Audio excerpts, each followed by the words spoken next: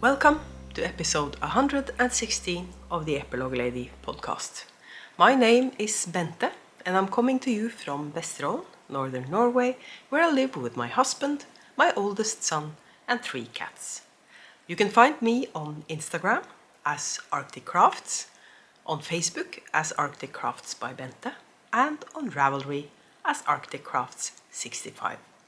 There is also a group for this podcast on Ravelry, where you can participate in make-alongs and the occasional giveaway.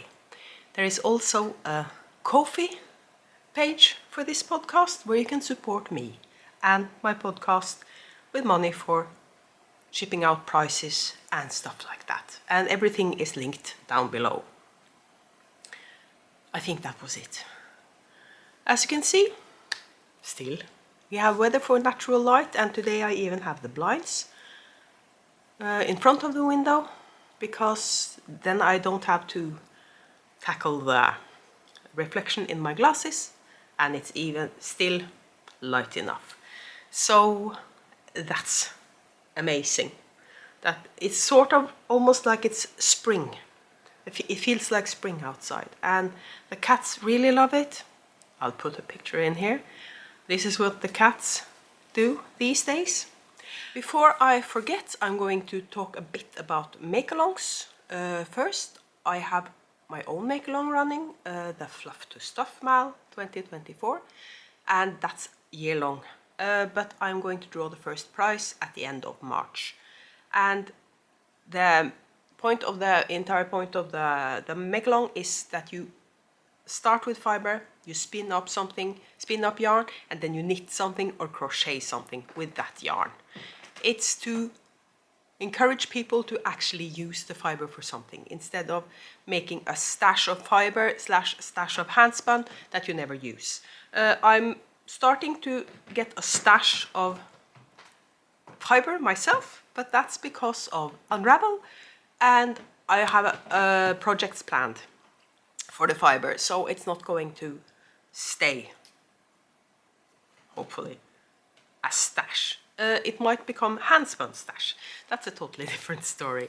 That's also starting to happen a bit, because I have jumped down the spinning rabbit hole and I'm not knitting as much, but I have to knit to use up. I'm going to show you a project I'm knitting with my handspun, but I'm going to keep on with the make-alongs, because April 1st my tea time make-along starts, and it's for knitting sleeveless or short-sleeved sweaters, or crocheting, of course. It's a make-along. And I'm not starting it until April 1st, so you have all of April and May to finish your garment, but I'm giving you a heads up so you can start now, because whips are always allowed in my make-alongs as long as you have more than 50% left. So if you want to get a sneaky head start, you can go ahead. Just make sure you have more than 50% left April 1st. So that's I'm planning on knitting a tee myself with some Hue logo that hubby bought me for my birthday. Sorry, for Christmas. So I have plans. I haven't decided what tee to knit yet, but the everyday tee is sort of leading. And Snape has realized that I'm recording a podcast. I'm not sure you can see him because the background is really messy, but let's be real, this is what my house looks like. So I decided, why not show you the entire mess. Normally I just clear out a lot of stuff. I might still do that in edit and zoom in a bit. So,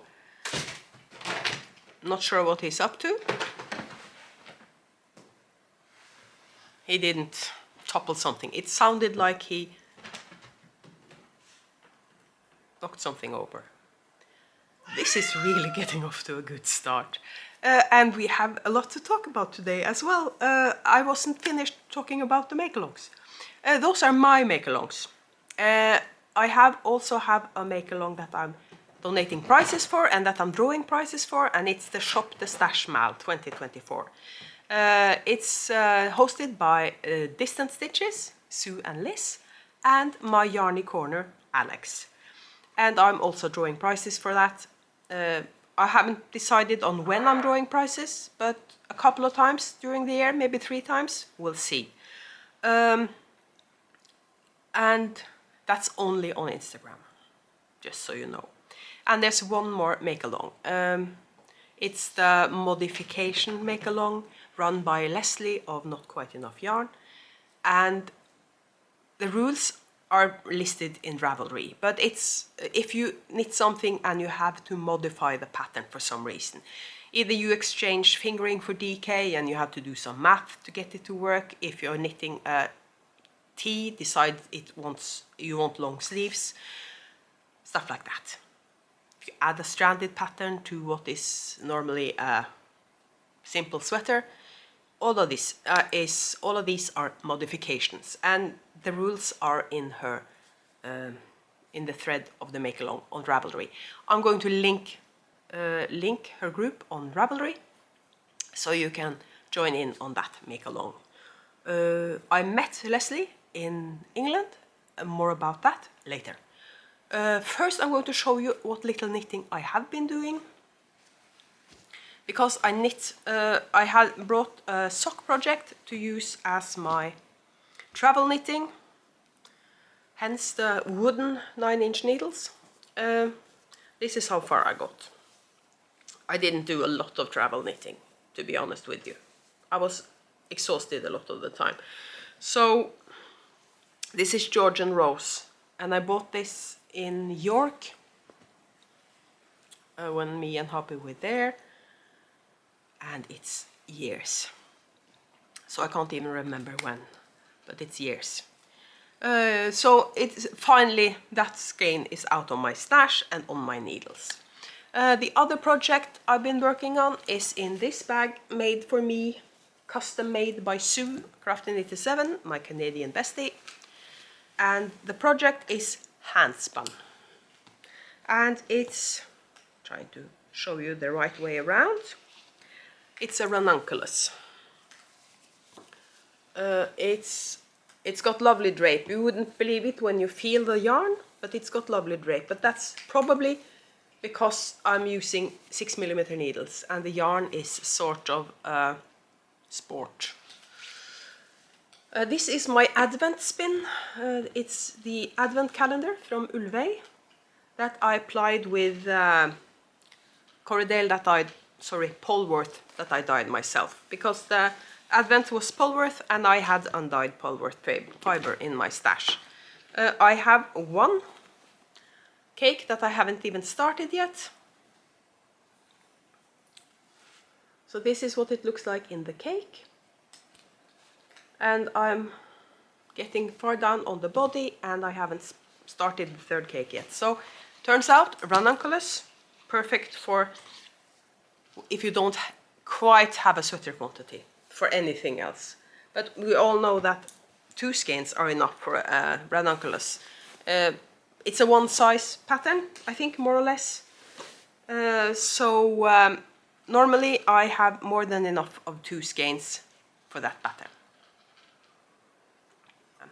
I forgot to show you something, the needle stoppers. I love these needle stoppers. They are from Ginger Snap That, and was a gift from Sue.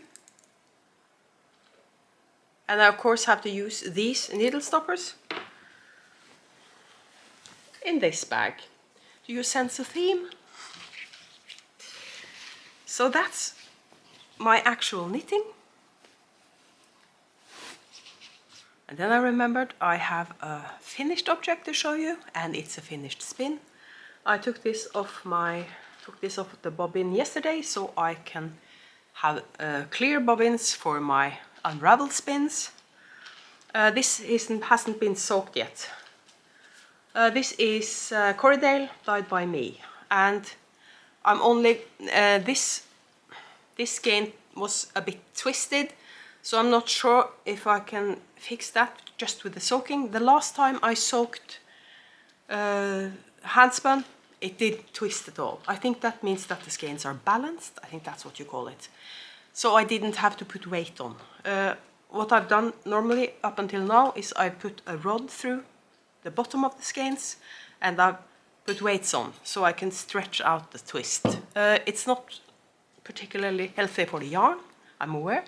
And then I have a cat with me. He's jumping down on the floor right this minute. And I didn't thwack those skeins, I snapped them. That might also be more gentle on the yarn, I'm not sure. It seems like it's more gentle to me. And if you don't know, snapping is what I always did when I dyed yarn as well. You put your hands in the skein and you do like this. It's a bit hard, so you snap the yarn. And I'm going to try to soak this and snap it and see if it's balanced. But I'm waiting until I have finished some more spinning, because I don't want to go through the entire soaking and drying and everything with just one skein. And I don't have a project in mind for this, but it's a really nice pink. I think this might become a contrast in a stranded project. That's what I keep saying with all these handspun skeins, I'm aware. And that's my finished object. And that's all my knitting and spinning, because I've been dying to start spinning my unraveled fiber, but I said unraveled fiber. My fiber from Unravel, but I had to show you first. And since that is it for my knitting and spinning, I'm just going to show you something that arrived in the mail before we went to England, and then the rest of my podcast is going to be about the trip to England and Unravel and the football match and everything. So if you're not interested in that, this is a really short podcast. If you're interested in my trip to England and Unravel and everything, this might be a long podcast. You remember that I spun some Targi that I bought from Cozy Posy Yarns. And I really loved that Targi. She didn't have any more in stock.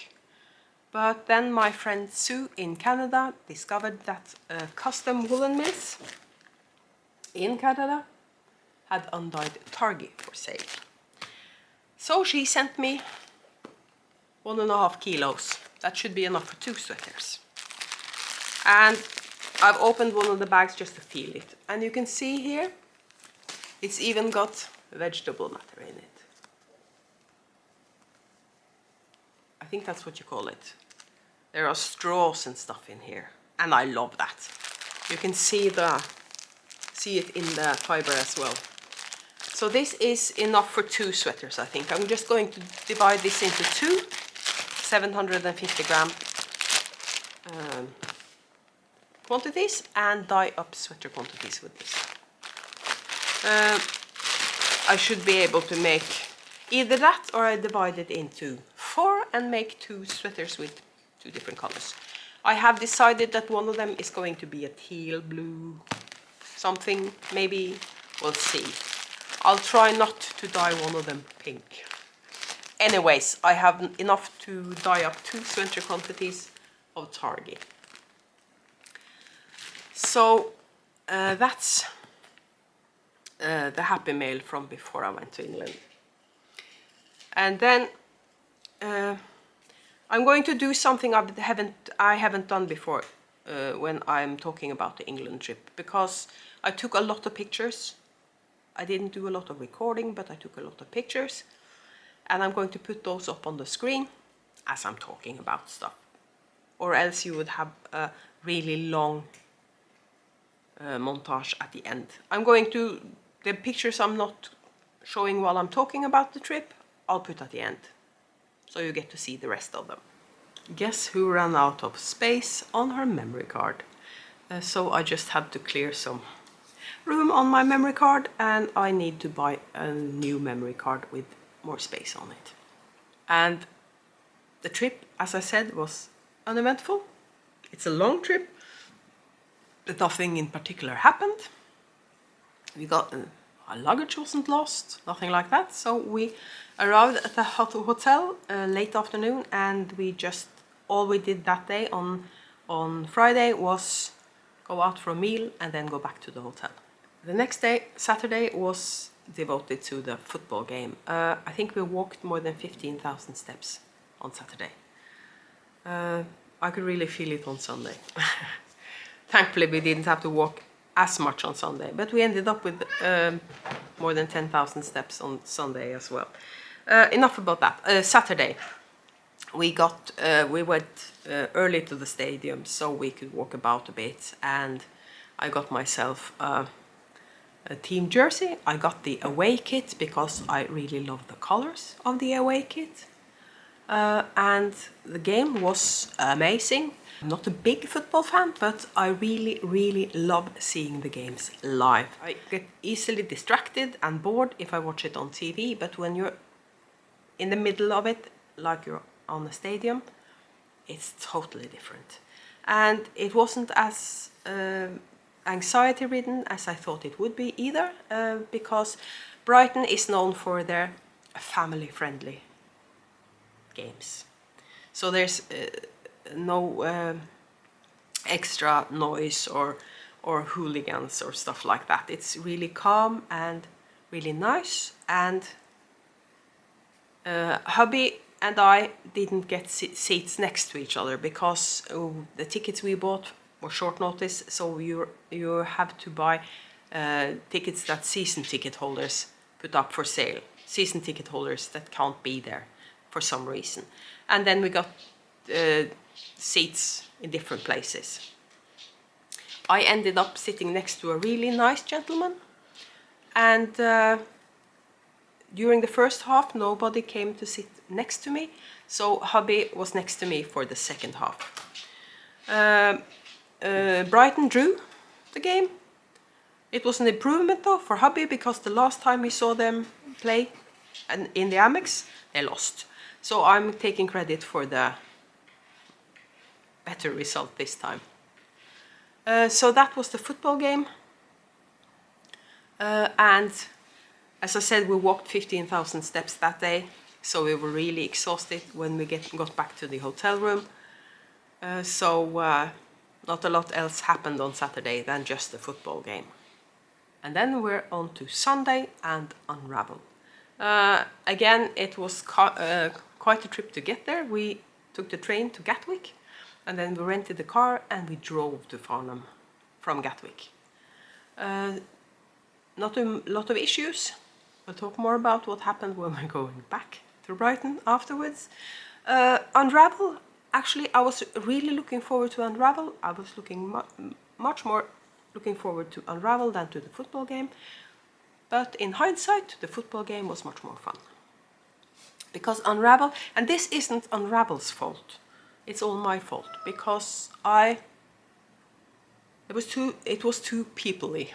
Too much people, too much noise, and I can't imagine what it had to be like on Saturday when Sunday was this busy. I lasted about 2 hours. We went out for lunch at a local pub near the Maltings, where the Unravel was held. And when we went back in, but I didn't last long because it was such a contrast between the calm pub and into Unravel again. But I managed to get what I was looking for. I got the sweater quantity, I got my sweater quantity, I got my fiber, I bought yarn for Sue because that was also something I was going to do. And so I managed to do what I was set there to do, but I didn't enjoy my time basically at Unravel. It was I was really focusing on looking at the yarn and fiber and trying to ignore all the people. If you have social anxiety, you know what I'm talking about. I could probably find more stuff if I had a better time and was more relaxed. I could probably find much better stuff. Not much better stuff, sorry. That was not, because what I found was really, really, really nice. But I could probably have found more. That was what I meant to say. If I had I felt like staying there longer. But I managed to find ribbonets because I was looking for them, and I also stopped by Yarn Things. That's a fiber dyer that was mentioned by Kat Weaver in her podcast, and I also ran into Kat, and that was so much fun. And she is just as amazing a person in real life as she comes across on her podcast. And I might have been fangirling a bit, plus I was anxious, so I probably didn't look too bright. But anyways, so that was so much fun. I ran into her. And no picture of that though. I know, if you don't have a picture of it, it didn't happen. But I met her at Unravel. So I might show you my haul before we talk about anything else, because the rest of the trip wasn't all that exciting. The rest of the trip was just us hanging about in the hotel room, doing some shopping in Brighton. So I can show you what I got at Unravel. And let's see here, my Unravel haul.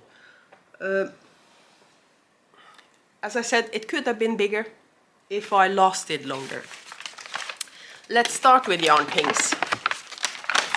This is her card, and she specializes in art bats, or that was my impression at least. And I'm not sure I'm ever going to dare touch this thing, because it's so beautiful. Just look at this.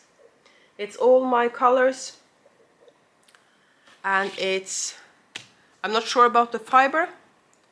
I know it's silk and it's merino. It doesn't say, but who cares? And again, I'm not sure I'm ever going to dare touch this thing. She showed me suggestions on what to do with this bat. But my experience with bats is that they're really difficult to work with. So I might leave this in my stash until I'm a more confident spinner. Or I might just go ahead and take a risk. But I'm going to I'm going to take it out of the paper bag. And I'm going to put it in a closed plastic bag instead, I think. So nothing happens to it, and I'm going to leave it in my stash until I feel more confident. Then I got some more fiber from Coastal Colors. I had checked them out online before we left, so I knew I was going to get fiber from them. I bought this intending it to be a combo spin. It's all of this is merino, and I got 4 different colors. Those two are quite similar, but they're different hues. So I got these 4. Each of them are, it says 110 grams, 120 grams,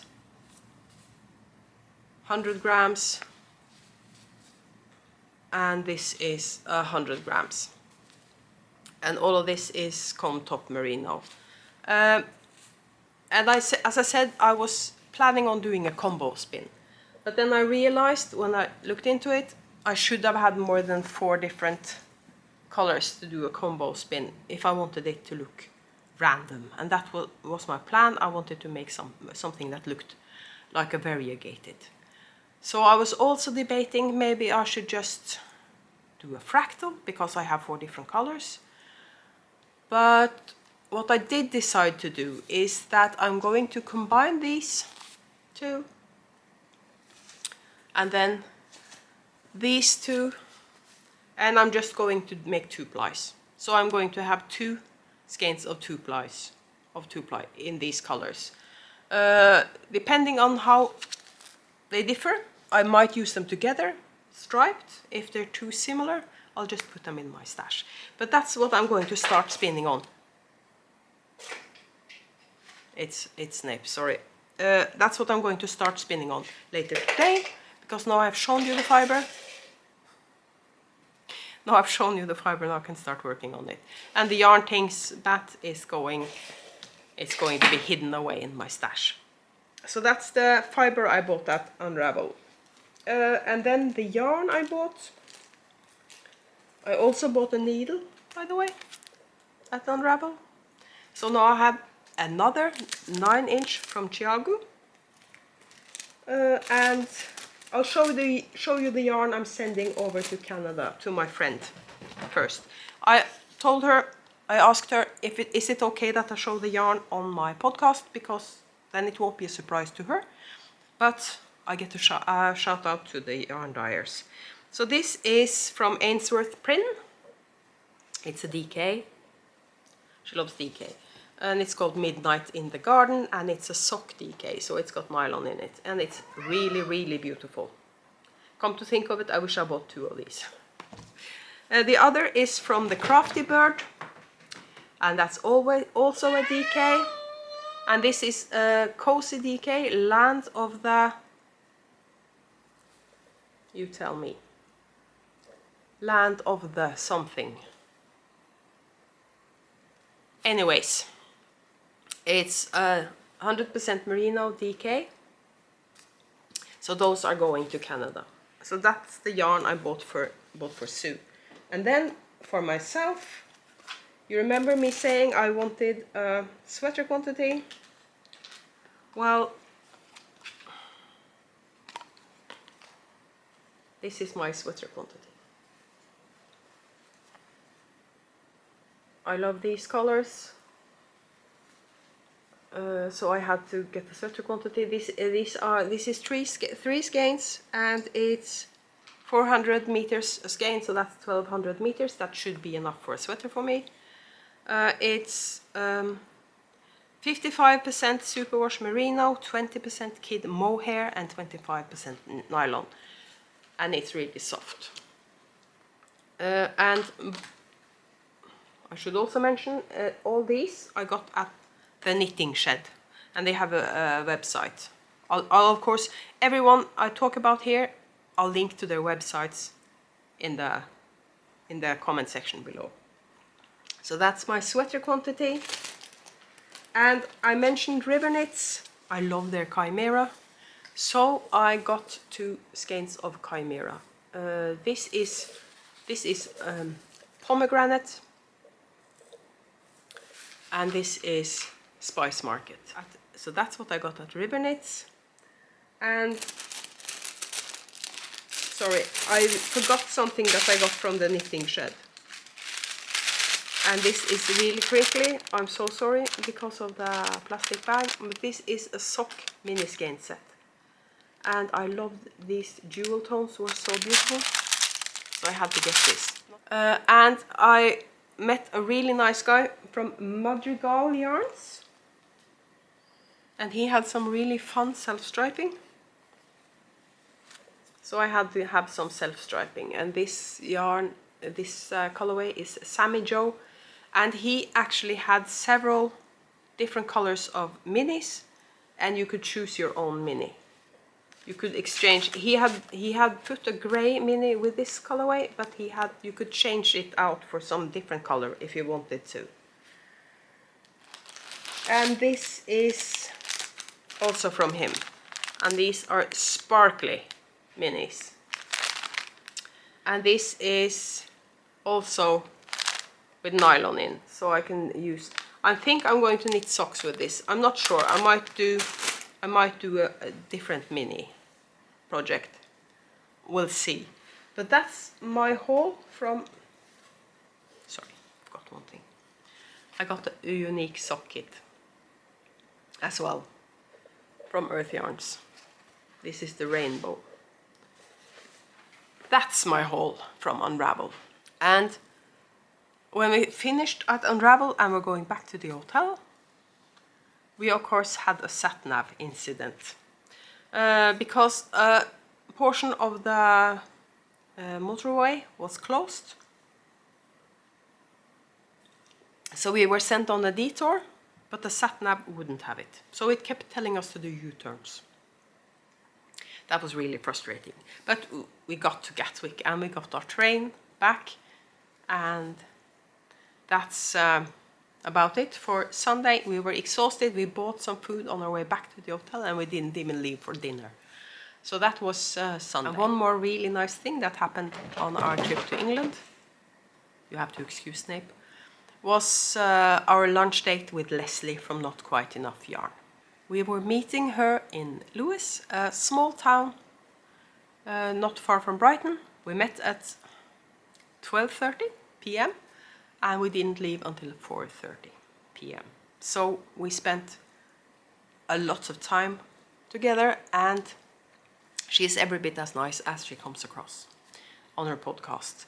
And she came bearing gifts. I'll let you know what she got me. She of course brought me fluff. This is from Lime Green Jelly, and it's Merino Sea Cell. And it's just my colors. She's been watching my podcast, so she knows what I like. This I might hold together with something else, or I might just divide it into two and apply it on itself. But she also brought me this. 100% alpaca from Sussex. It's reared in Kent, washed and prepped in Sussex, as it says. She bought an entire fleece, I seem to remember. And I'm really scared to try to spin alpaca. But she says it spins really, really thin. And that's promising. I might also apply this with something different. I'll see. But this is also going in my fiber stash for the moment, because I'm going to spin up the coastal colors first. We went to a pub for lunch. The good thing about going to a pub for lunch is that it's normally quiet during the day, and as long as you actually order some food or some drinks or something, they tend to leave you alone. They're not starting to hint about you leaving, so they can have the table for somebody else. So we spent 4 hours in that pub, talking about everything and anything apart from knitting. Almost. We talked a little bit about knitting and spinning, of course, but turns out we have a lot in common, so we had no problem talking about anything. And it's always a good sign when you meet somebody for the first time and you feel like you've known them for years. Could be because I've been watching her podcast for years, so I feel like I know her. But also, we have a lot in common, it turns out. Not only our craft, but lots of other stuff as well. So that was really nice, and was a really nice ending to our trip, because the day after that, we left to go back to Norway. But it was really, really nice to get away for a bit. My anxiety, it was, I didn't have a lot of problems apart from Unravel. But Unravel was a good experience because I saw a lot of beautiful yarn and fiber, and if I only could have the place to myself. That's not feasible, I know, but it hasn't scared me off. And because Unravel is two times a year, and in Farnham, and it's not too far away from Brighton, we might go back to Unravel at some point, maybe the one in the fall. So I'm going to leave you with a sort of a montage of pictures I took on our trip. A little bit of footage, not a lot. And that's it for episode 116. It's a day late, but here it is. And I'll see you again in 2 weeks. Bye bye.